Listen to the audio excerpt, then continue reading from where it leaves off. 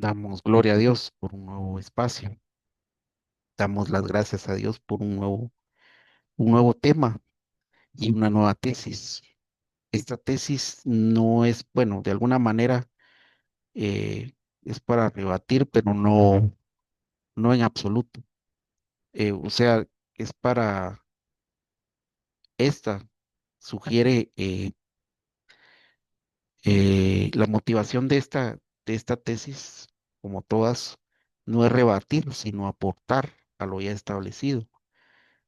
Y una de las cosas que está establecido en la Biblia, en la doctrina, es que el ecumenismo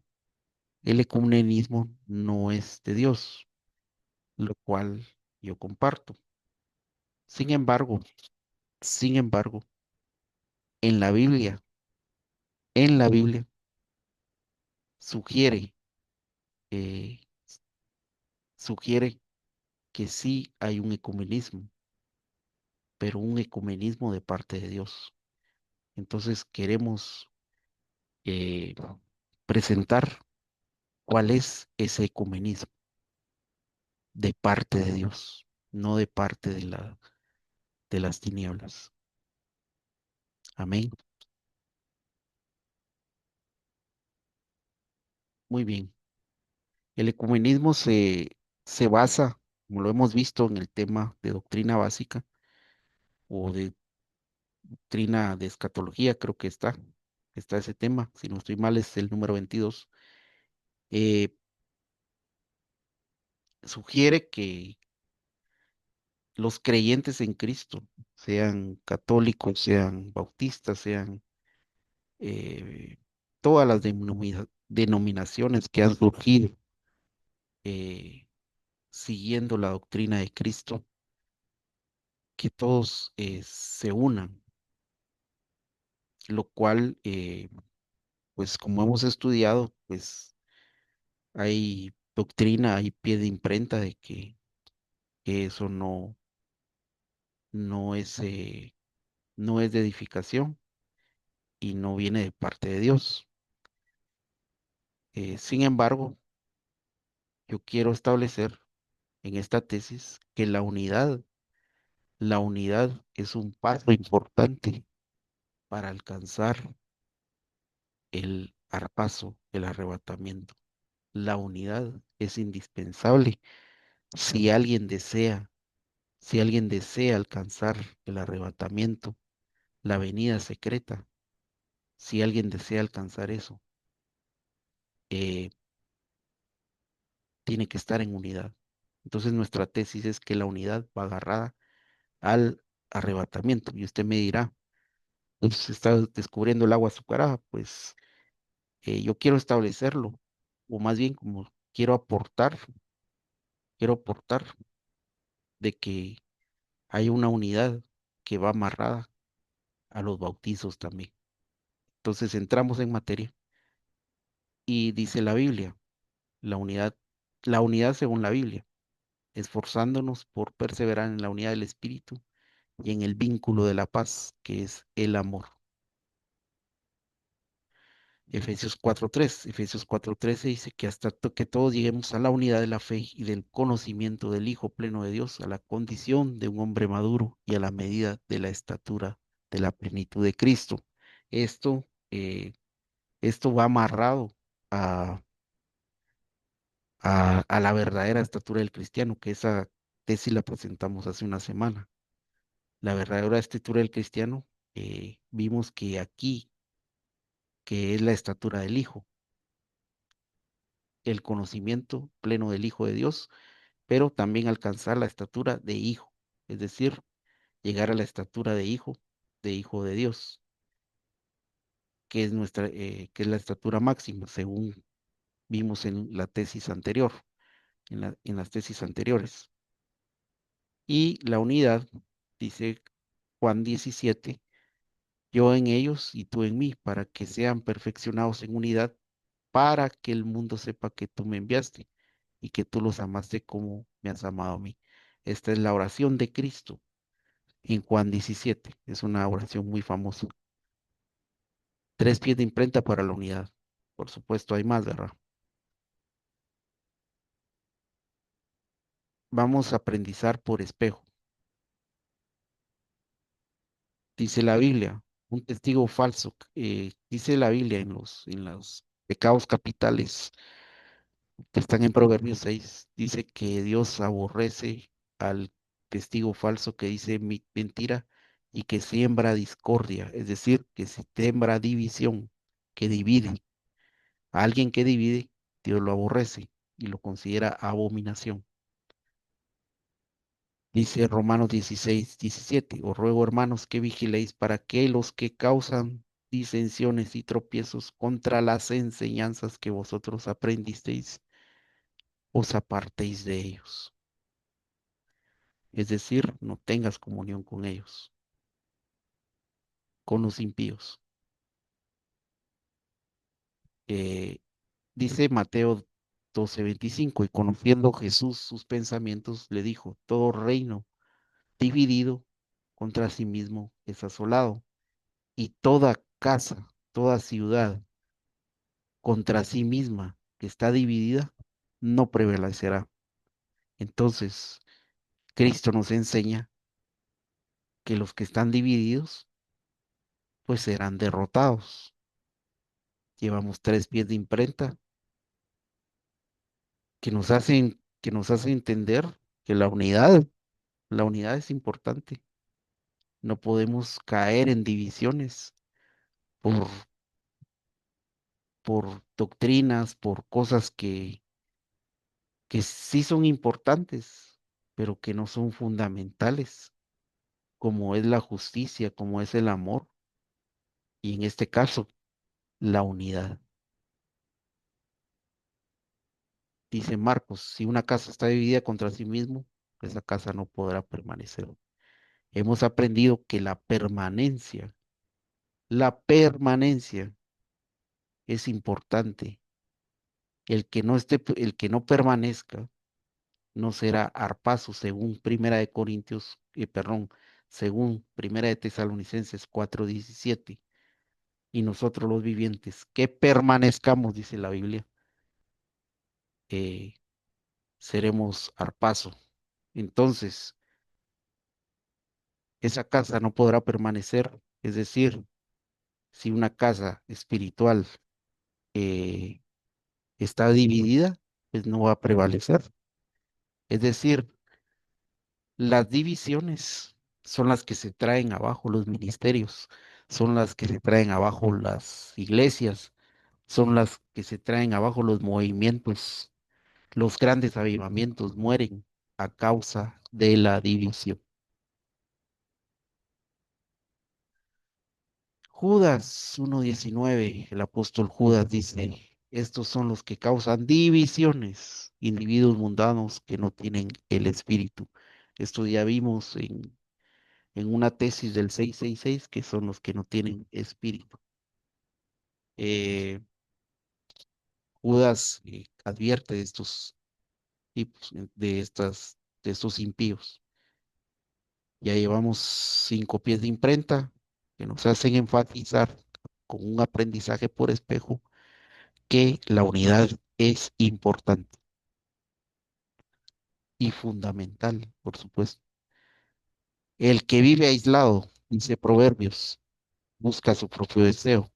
Es decir, el que no está en unidad busca su propio deseo y contra todo consejo se encoleriza. Es decir, aparte que vive aislado, eh, se enoja fácilmente.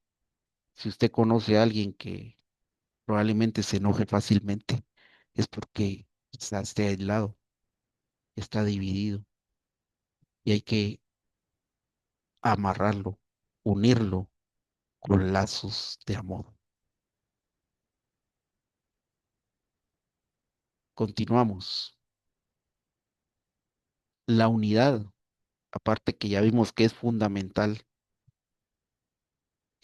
también es un mandamiento. La unidad es un mandamiento y es un mandamiento del Espíritu Santo. Esto también es parte de la tesis de los mandamientos que no está subida, pero más adelante, pues, si Dios nos da la vía, pues vamos a explicar esa tesis. La Biblia dice que tengamos un mismo sentir, es decir, que estemos en unidad en un mismo sentir. ¿Cómo dice la Biblia que tengamos un mismo sentir? Como mandamiento, en 2 Corintios 6:14 dice que tengamos un mismo sentir, no teniendo comunión con los malos. En Romanos 12:16 y 2 Corintios 12:11 dice que procuremos la unidad. Casualmente, Romanos 12 y Romanos 12 habla de los dones espirituales, es decir, la unidad es fundamental para que fluyan los dones. ¿Por qué? Porque cuando descendió el Espíritu Santo, dice la Biblia que estaban en unidad, estaban unidos. Dice la Biblia que tengamos un mismo sentir, es decir, tengamos unidad, siendo amables unos con otros. La Biblia dice que hay como mandamiento que debemos ser amables. Amén. La Biblia dice que seamos compasivos. Primera de Pedro 3:8. Tengamos un mismo sentir siendo compasivos. La Biblia dice que tengamos un mismo sentir siendo sujetos. Esto está en Filipenses capítulo 2, versículo 2. Es decir, aquellos que tienen problemas con la autoridad, es decir, que les cuesta sujetarse, que les cuesta obedecer, eh, les es impos- les es muy difícil alcanzar la unidad. Entonces, la compasión, la amabilidad, no teniendo comunión con los malos y siendo sujeto, es parte fundamental para alcanzar la unidad. Dice la Biblia que tengamos un mismo sentir, teniendo gozo. Eso está en Romanos 12:15. Y esto eh, afirma lo que decía lo que dice Proverbio 16, que el que, que el que vive aislado se encoleriza contra todo consejo, es decir, no tiene gozo y por lo tanto no tiene unidad y por lo tanto eh, es- eh, la Biblia se complementa uno con otro. Es decir, Pablo complementa lo que dice Proverbios, lo que dice Salomón. Probablemente, probablemente porque, o lo más seguro es que porque Pablo estudiaba Proverbios, o se los sabía, o los conocía uno por uno. Amén. Entonces, ¿es importante la unidad? Pues sí, sí es importante. ¿Cuál es nuestra tesis? La unidad en las facetas de bautismo. En las facetas del bautismo son en arrepentimiento, en agua, en el Espíritu Santo, en fuego, en el cuerpo, en el Hijo, en el Padre. Amén. Estas son las 7 facetas del bautismo. Anteriormente vimos las otras dos que sugiere la Biblia. Entonces, en arrepentimiento, esta faceta del bautismo es individual.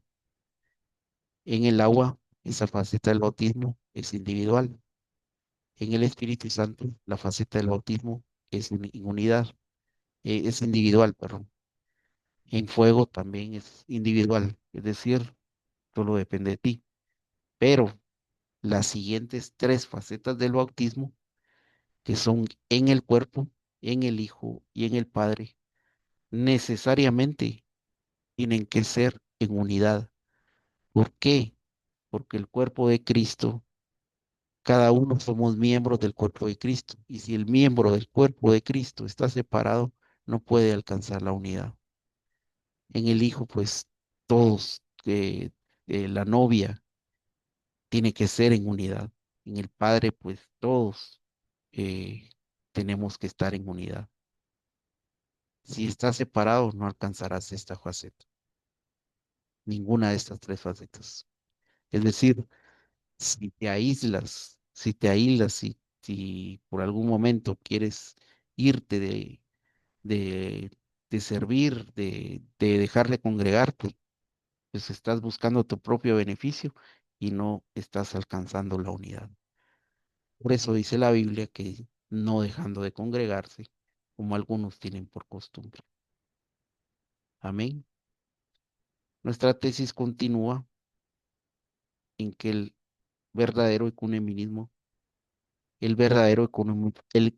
es eh, la unidad entre los que tengan un mismo sentir. No dice que entre los que tengan la misma doctrina, sino los que tengan un mismo sentir. ¿Y cuál es ese mismo sentir? Vamos a regresar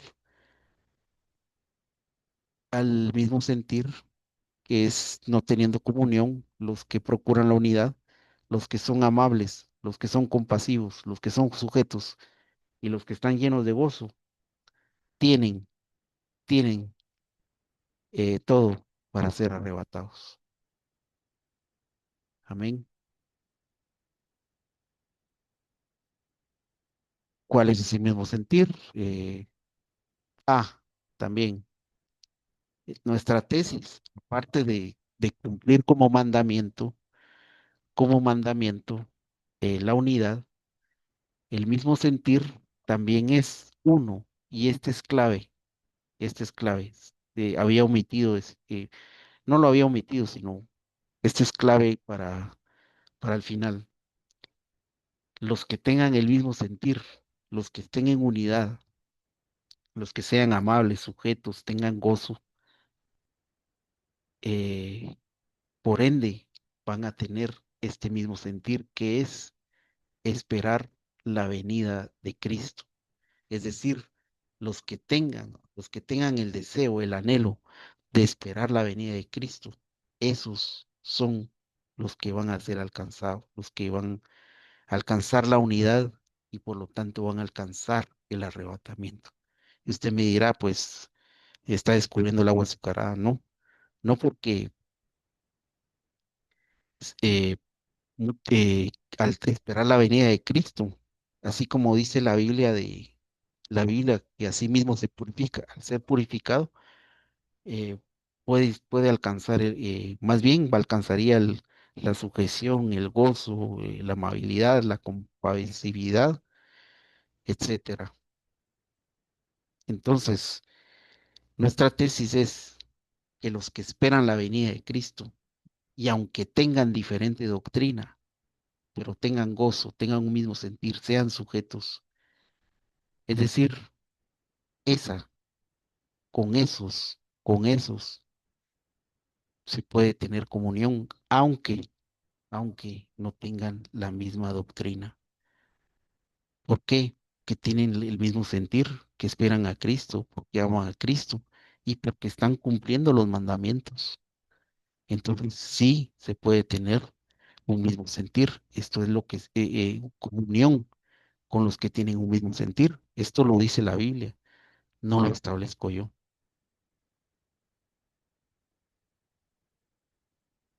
Aquellos que no estén en unidad, pues obviamente ya vimos que no alcanzarán el arrebatamiento. La Biblia dice que somos el cuerpo de Cristo. Esto lo dije anteriormente. Si no estás en unidad, no eres cuerpo de Cristo. No eres cuerpo de Cristo si no estás en unidad. Entonces, la pregunta, y para reafirmar la tesis, ¿el ecumenismo es bueno? ¿Sí o no? Sí, el ecumenismo es bueno, ya que si ese ecumenismo implica unirse con personas que tienen ese mismo sentir de la venida de Cristo, que tienen gozo, que son amables, que son compasivos, que son sujetos, se está cumpliendo la voluntad de Dios en la oración de Cristo en Juan capítulo 17. Está cumpliendo la voluntad de Dios. Esto lo dice la Biblia. No lo dice eh, con temor y temblor, digo, eh, mandamientos de hombre, que si no tienen la misma doctrina no puedes tener comunión con ellos. No, la Biblia dice que sí. Ahora, ¿el ecumenismo es bueno? También la respuesta es no, porque si ese ecumenismo mm, es para fines políticos, es para fines de lucro, es para fines humanísticos, es para fines, etcétera. No son la voluntad de Dios porque no tienen el mismo sentir y se pueden unir y pueden tener ese mismo sentir de, de, de ser religiosos o de ser políticos o de ser humanistas, pueden tener ese mismo sentir, pero no tienen el sentir de la venida de Cristo. Es decir, tener el ecumenismo que espera la venida de Cristo es bueno, pero el ecumenismo que no espera la venida de Cristo, ese no es bueno. Así de fácil. El enemigo puede usar la doctrina del ecumenismo para que no puedas alcanzar la unidad de fe. Ojo, el enemigo puede usar la doctrina, el enemigo usa la palabra, la usó contra Cristo, la usó el Salmo 91, usó el Salmo 91. Eh, entonces, también puede usar la doctrina del ecumenismo para que no puedas tener comunión con los que tienen un mismo sentir de esperar la venida de Cristo. Entonces, pídele a Dios que te guíe, pídele a Dios de que, bueno, si tú esperas la venida de Cristo, implícitamente yo confío en que Dios te guiará a tener comunión con las personas correctas. El enemigo también puede usar esa doctrina del ecumenismo, puede usarla también para caer en un sectarismo. Es decir, esta iglesia no cree en X doctrina, no cree, por ejemplo, no cree en el velo, no cree que las mujeres deben cubrirse al orar y profetizar. Entonces, no, Dios guarde, Dios me libre, no te acerques con ellos, no comas con ellos, no les abra la puerta. También pueden usar el versículo de la epístola de Juan. No, porque si ellos tienen el mismo sentir, que es si ellos aman a Cristo con todo su corazón, ellos son el cuerpo de Cristo también. Entonces, si tú rechazas a alguien, si tú rechazas a alguien porque no cree lo mismo que ti, estás rechazando al cuerpo de Cristo, porque si esa persona es hija de Dios, es alcanzado la estatura de hijo, espera la venida de Cristo y ama a Dios con todo su corazón, no puede rechazarla, está rechazando a Cristo. Ten cuidado. Gálatas 5:19 habla que las obras de la carne es el sectarismo. Ten cuidado de no caer en un sectarismo. La iglesia arrebatada será unida, la iglesia dividida será la descalificada. Amén, amén. Con esto damos por finalizado y damos toda la gloria a Dios. Amén, amén y amén. Toda gloria sea para Dios.